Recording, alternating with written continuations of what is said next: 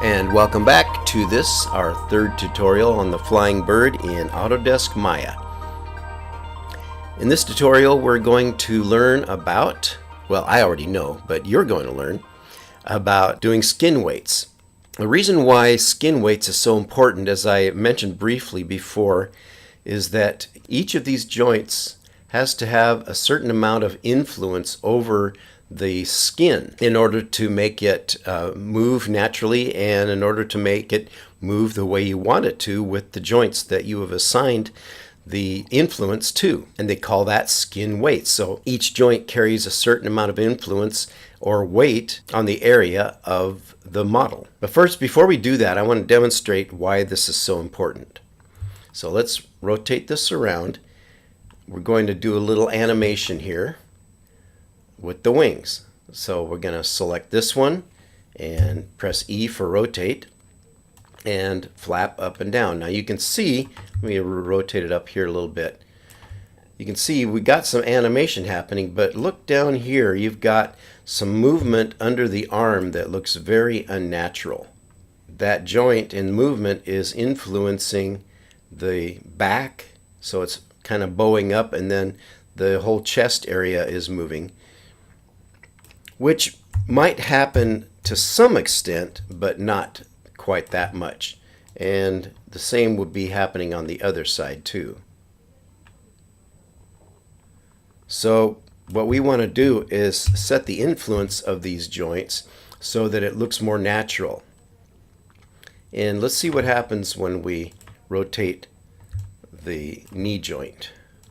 See, so you can see when we rotate that around how much influence that movement of those joints has on the chest area and the rear area, and that's just not right. It works, but not the way it's supposed to.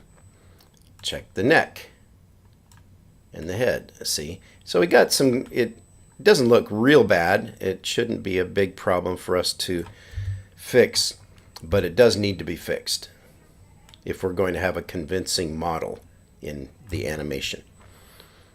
So let's get started. Now the first thing you need to do to use the skin weights tool is select the object itself.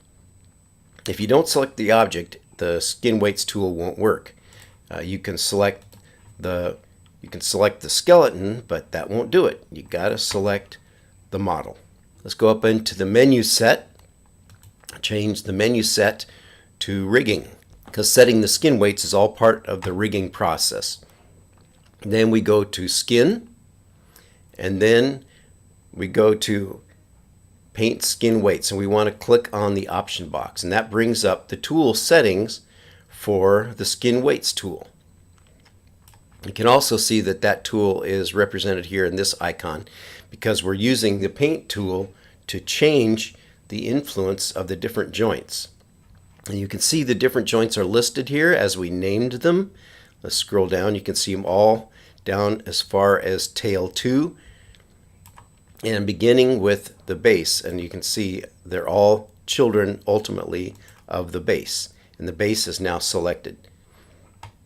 So let's start with, I'm going to zoom in here a little bit, move it over a little bit, and you can see our skin weights tool is too big, so we need to bring it down. Hold down the B key and left mouse button, drag it left. That should be good to start out with. Let's begin using the shoulder. We want to select the shoulder in that skin weights tool settings. So let's go down here. Let's start with the left shoulder. Select that.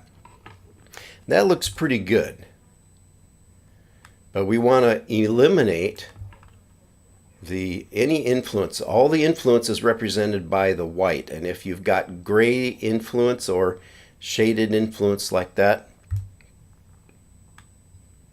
then we want to get rid of it.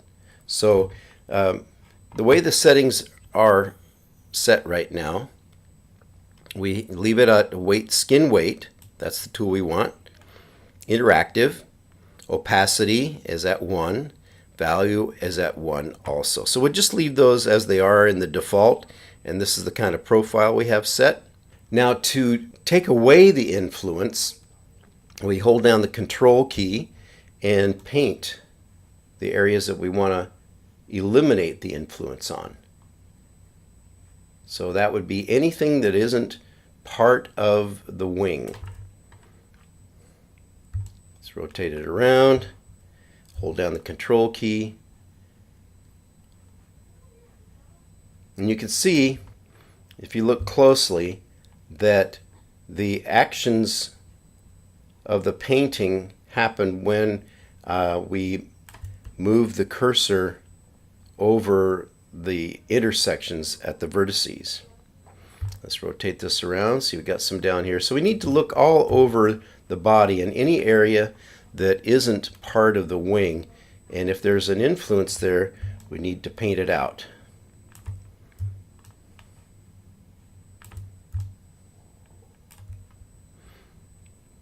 So we got a little influence here. And a lot of times you'll need to experiment whether you want to have a partial influence or no influence at all. So I think we're pretty safe if we have no influence at all outside of this area here, and we can just, where it kind of does a gradient here, is a sort of a gradual diminishing of the influence. And that looks pretty good. So let's test it. Let's go back to the select key, Q. Let's select that joint, E to rotate it, and let's try rotating it. That looks pretty good. Let's rotate it around and take another look at this side. So you see the influence has diminished in any area outside the wing, and for this, that's good. And notice I'm always pressing the Z key back to the original position so we don't have any anomalies. Okay, let's select the model again, and we're going to do the other wing. Let's go back to the same tool, G.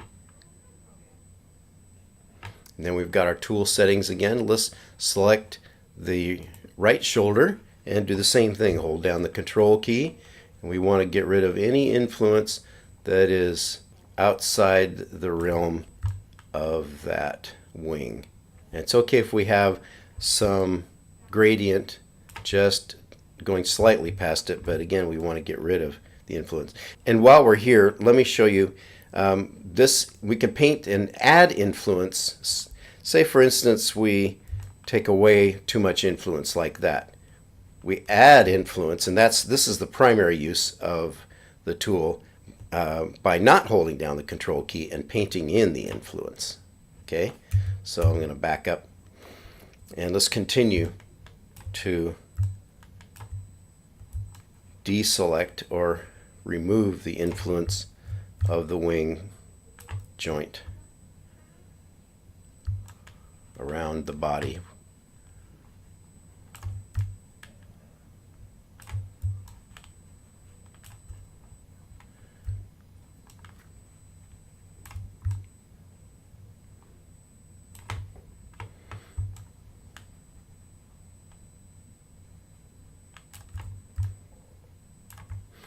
That looks pretty good.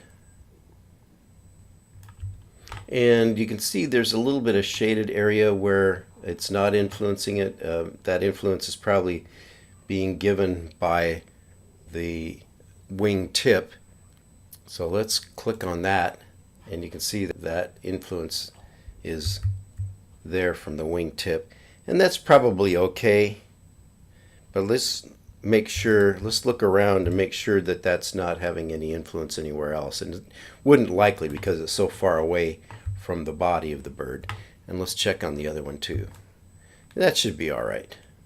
Okay, let's now do the head and neck. So let's go down to the neck.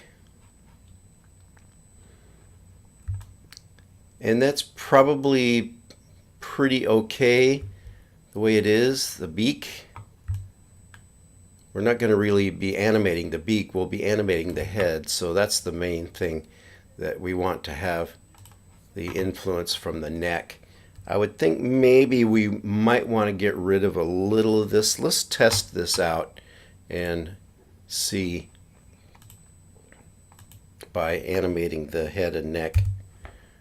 See how much influence, see if it has too much. Yeah, has a little bit too much, I think. So let's remove some of that influence from around behind the back area of the neck.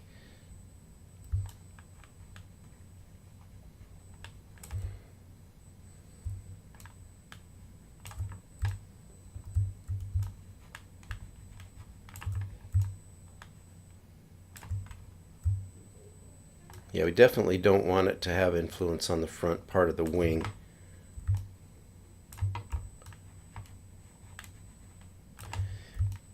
And I think that's pretty safe there. Let's do another little test.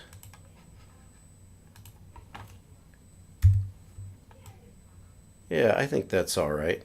It looks fairly natural. You can go some pretty good extremes and still have it look smooth. One thing you don't want it to do is fold over onto itself, unless that's what you really do want it to do, but that looks really good. And it's such a simple model. There aren't a whole lot of joints here, so it's not too hard to do. It's actually pretty simple and pretty easy compared to some more complex models. So let's do the tail section now. Select the bird model, G, and let's select the tail. And we are going to be animating the tail, but not a whole lot. As we flap the wings, we're going to be animating the tail and the head up and down in kind of opposite direction to counterbalance the movement of the wings. So I think let's actually back up and let's test the tail and see how it animates. It's actually not too bad as it is, but I want to remove just a little bit more and have most of the influence coming from the base.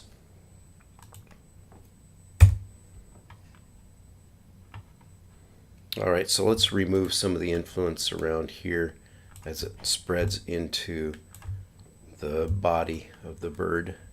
I think this much should be good.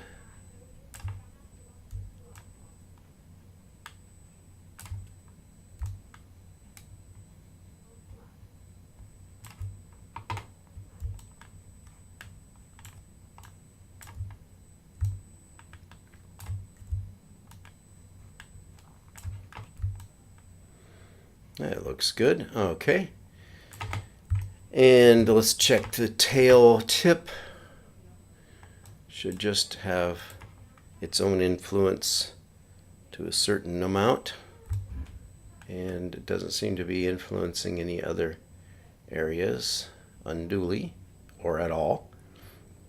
Okay, now let's do the legs. Left hip.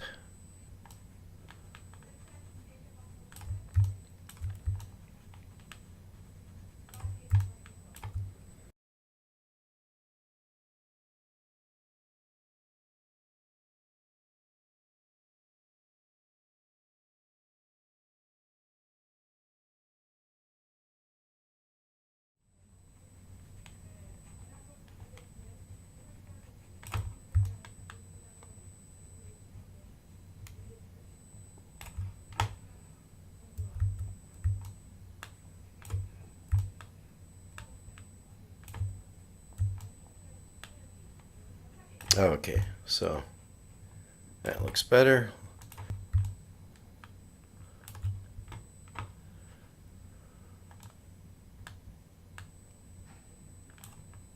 So we got the knee left, and that's got a lot of influence that we don't want.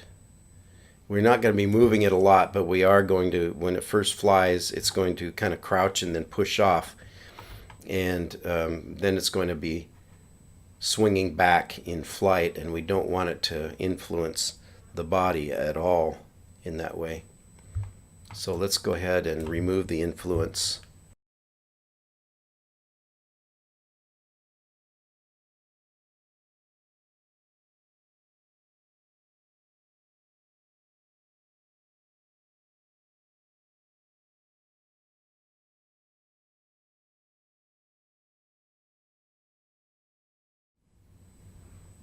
little bit up here.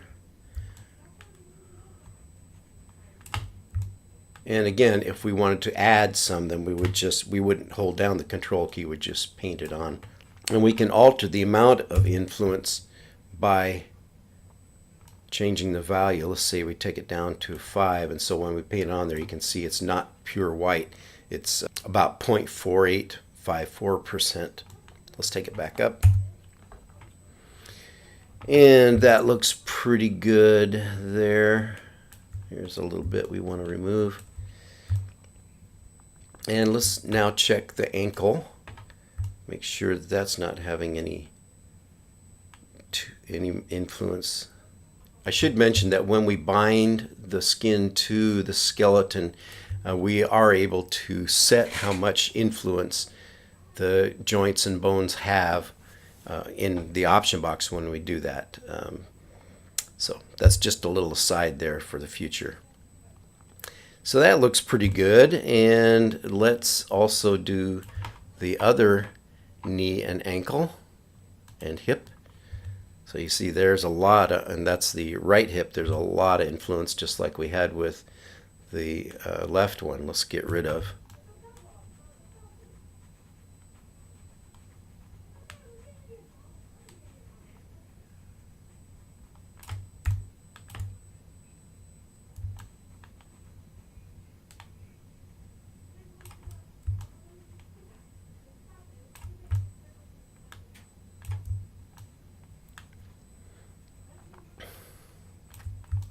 So it kind of seems complicated, but it's not really that complicated. And I have to say, when you first start out, this tends to be the least favorite operation for people who are rigging their model. But once you get pretty good at it, it's not that big a deal. It can be pretty routine. And let's check the knee. Same with the knee. We got to get rid of all this.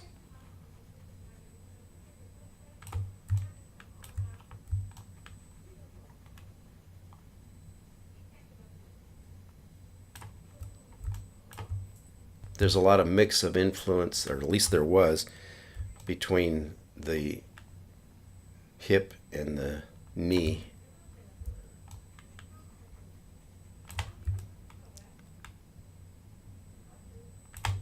I think we just about got it.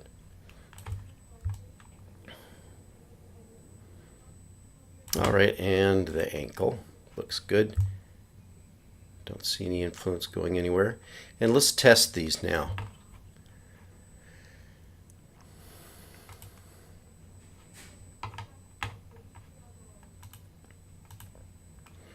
So the right hip, let's see what happens when we swing it back. Pretty good. We're not going to go this way really. So mainly going to go back like that and then down to the knee. Between the two of those, we want it to just kind of drag behind. Let's take a look at that, see if that looks fairly clean as far as I can tell. Yeah, that looks pretty good. And let's do the other one as well. Better. Okay. Arrow down to the knee. Rotate that back. That looks good. All right.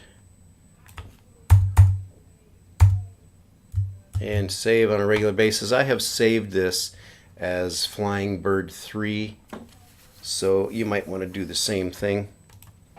All right, let's put away our toolbox, and we're going to color this. That'll be the next step. Of course, we're now in the smooth preview mode, so we can come out of that. It doesn't really matter, but it does give us a good idea of how things are going to look. Okay, let's start out by coloring the bird. And we're not going to texture it. That just is going to take too much time, and I don't have any textures prepared for it, like, with feathers and things like that. We're just going to color it like a cartoon bird. In order to do that, we're going to assign a new material for it. One of the things I like to do before I forget is to go into the render settings. I like to change the render settings because it defaults to the Arnold renderer, and I want to use the Maya software renderer. Okay, we can click out of that.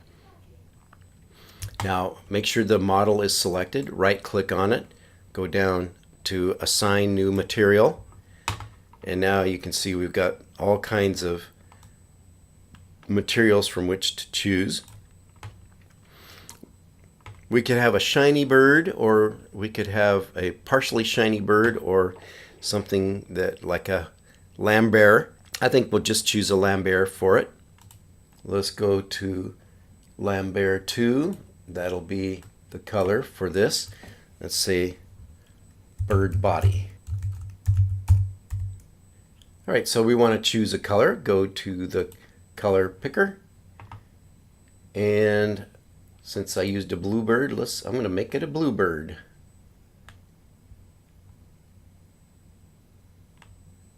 And that ought to work. Look at that. And just for grins, let's do a temporary render. Nice. See, if we were in the Arnold renderer, that wouldn't show up, but that looks pretty good. Now eventually we're going to smooth this whole thing, but I like to get all the coloring done and then do the smoothing. It's a lot less complicated when you only have a low poly model. Alright, so the whole bird is blue. Now we need to choose the faces, the surfaces of different areas that we want to color. Alright, so let's color the eyes. So all we need to do is let's go in tight on the eyes, and we're going to select the surfaces. Let's right click on the eyeball and go to faces. Let's use the paint select tool. Go over here and left mouse button to the left to make it smaller. That's pretty good because we don't want to overshoot. And let's just paint the areas that go up to the surface of the head. Let's rotate it around so we get a good look at it. And if you should happen to accidentally select one of the polygons out here, in fact, let's do that on purpose. Oh, shouldn't do that. Backing up. You can just hit Z or back up, or worst case, you can hold down the control key and deselect it.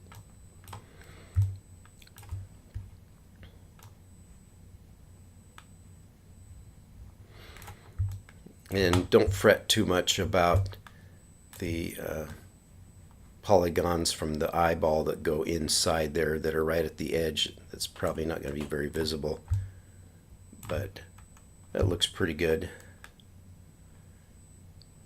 And let's do the other side. Now the reason we're doing this is because we're selecting the surfaces that we're going to change the color on.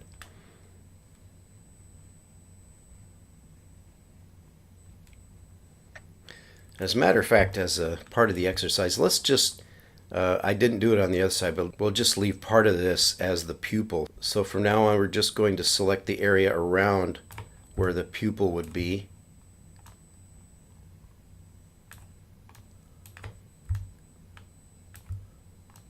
And if we get too much, we can always undo it or deselect it like we did here. So we can do it in a couple of ways. We can go to the select tool, Q, and then hold down the control key and then deselect those. And that's pretty good. That's going to be our pupil, so we'll assign a different material to that. So we'll do the same on the other side. We've got 1 circle, 2, and then 3 is the radius. So let's deselect and hold down to the control key, and we're just going to deselect the first 3 concentric circles, and that should pretty much match up with what we got here. Looks good. Okay, so the other things are selected. Let's do the select tool, right click now, and go down to assign new material, and let's give him a shiny sclera, as the white of the eye is called. How about Fong? Okay, so you can see it changed here.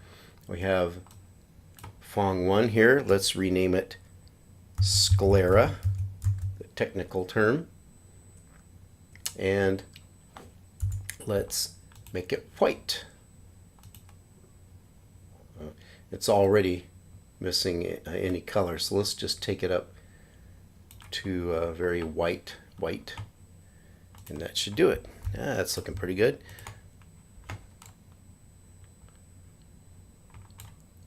Now he's got blue eyes, which are the same blue, of course, as the bird itself. We could leave it like that. I mean, we could also change it. I'm going to change it to black.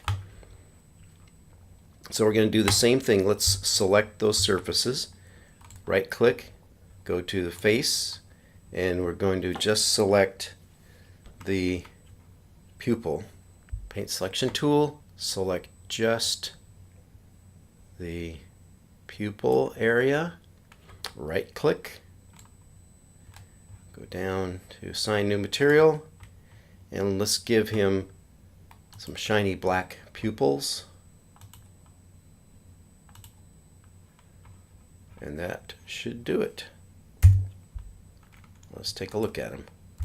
All right, that'll work. Okay. And we also want to assign a different color for the legs and the feet. Now, selecting the surfaces of the legs and feet, I think we can get away with just using the selection box like that. And let's see if there's anything we missed. No, it looks like we got it all. At least I got it all. I don't know about you. Okay, so right click and assign new material. And we'll leave these as a kind of a flat color. So let's give it Lambert. And I'm going to make these kind of a dark-ish brown. So let's move this around over to this area. See, about kind of a brown, and let's take it down and make it a little darker. Let's see how that looks. I think that'll work. Actually, I've changed my mind. I want to instead give it the same color as the body of the bird. And let's just assume these are feathers covering the thigh area. And you thought I knew what I was doing. So this time, let's go into the side view. Might be easier. And we'll just select these here. Let's see.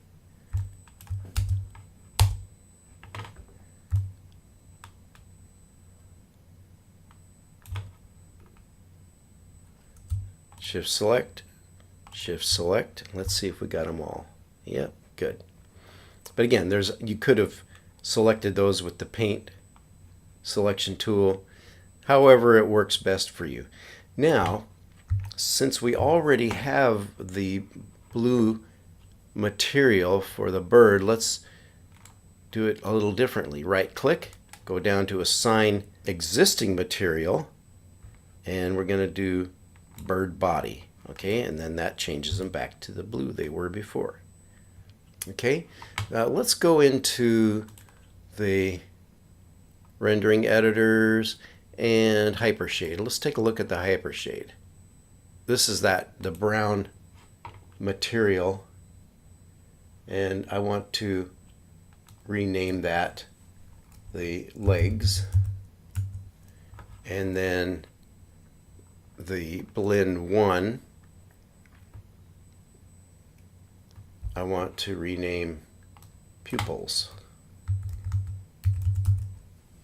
That way there's no confusion, especially if you get a lot of different materials and colors and textures. You want to have each of them named. And this Lambert 1 is the default material. That Hypershade is very handy and very powerful. One other thing we want to color is the beak. Let's give him or her an orange beak. So right click on it, select face. We're in the faces mode.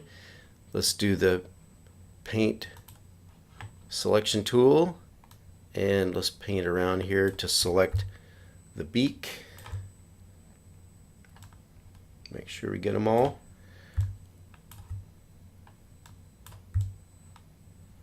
Okay, looks good. And select tool, right click, go down to assign new material, and why not give them a shiny beak as well? Okay, so let's name that beak.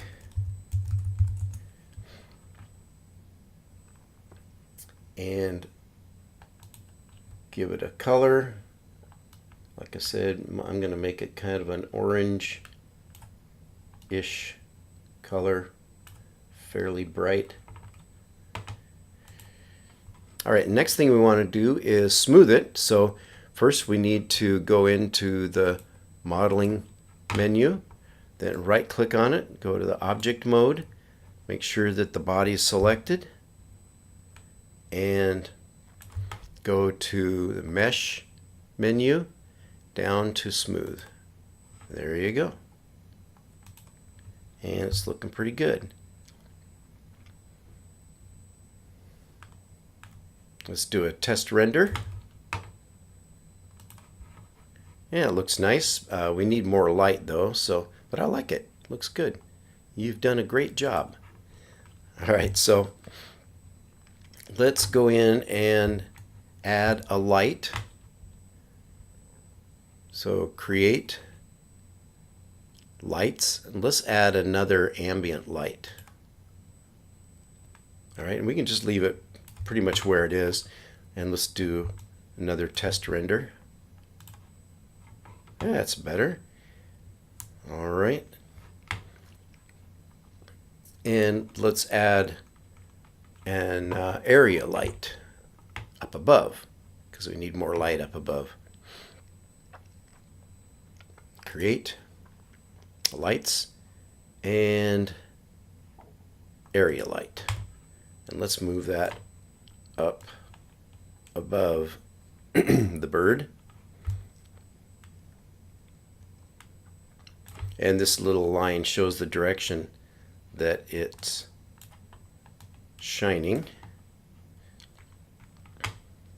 Let's move it out even further. We might want to add intensity to it, but I think it's probably pretty good. We'll see. Alright, so zoom in and let's do a test render. That's pretty good. I think we could probably add a little bit more. In fact, I think what I would like to do is decrease the intensity underneath from the ambient light, because we just assume the sun is going to be shining from above, so we don't want the ambient light to be too bright. So let's go back into the outliner, select that, and let's decrease the intensity to about 0.5 and test render.